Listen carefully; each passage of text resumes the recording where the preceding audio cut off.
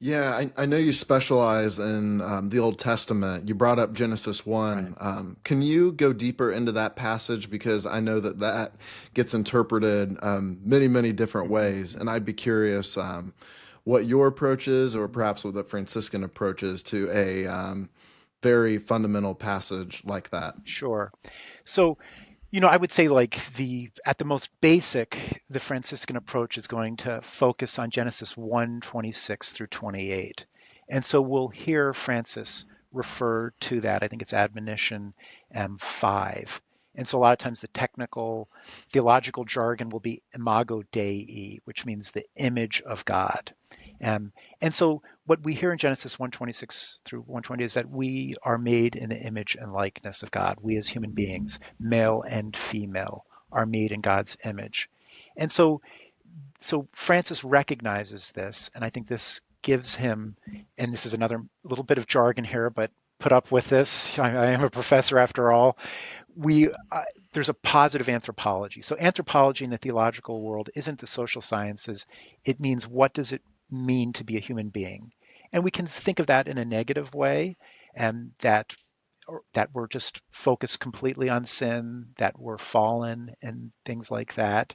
And we never deny sin as friars, but we say God began, with goodness, blessedness, and orderliness. And so we're made in that image. So that I think is a fundamental Franciscan focus. And then I would just take that kind of maybe one step further, and through modern biblical scholarship, we'll recognize that the first chapter of Genesis was probably one of the last parts of Genesis to be written. And I think that offers us an interpretive key or a hermeneutical lens to read the rest of Genesis and really the rest of the Bible. That at times we will be confronted by different images of humanity in the Bible. And I think we have to keep on coming back to that goodness, blessedness, and orderliness, which is such an important part of Genesis 1. Yeah, are there any other themes, books, passages in the Old Testament that are particularly important to you in your own spiritual journey, in your own Franciscan spirituality? Mhm. Yeah, I mean, the Psalms are very significant for me. So I'll often think of Psalm 8, and I think that's written almost in tandem with Genesis 1. And here we hear about humanity, and it says that we're made little less than the gods. And so again, we've got this kind of positive anthropology present. Um, I like to kind of think about the Psalms of flourishing, and I think flourishing for me is a very important biblical theme that is Franciscan. So we see this in Psalm 18, sorry, excuse me, Psalm 8, Psalm 19. Um, I like to think a lot about Psalms 51 and 104 because we have the presence of the Spirit in there and the idea of renewal. And I think renewal is a very important Franciscan theme. We kind of do this, every day. We have to be committed to ongoing conversion, to kind of learning from our mistakes.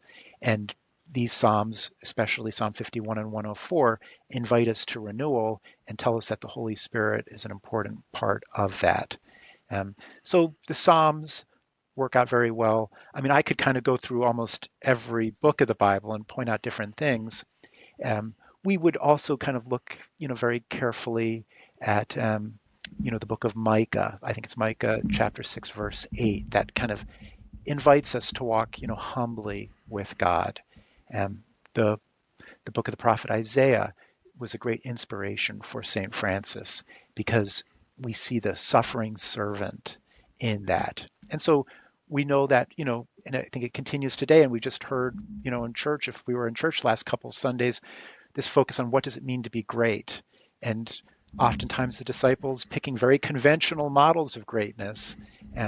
But we see Christ picking a model of the suffering servant, of being someone who is committed to the least in society and will oftentimes look the least.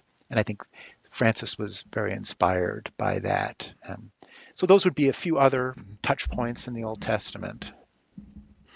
Yeah, you can just go through the whole book if you want. I'm tempted. I'm We have tempted. time. You have 3 hours.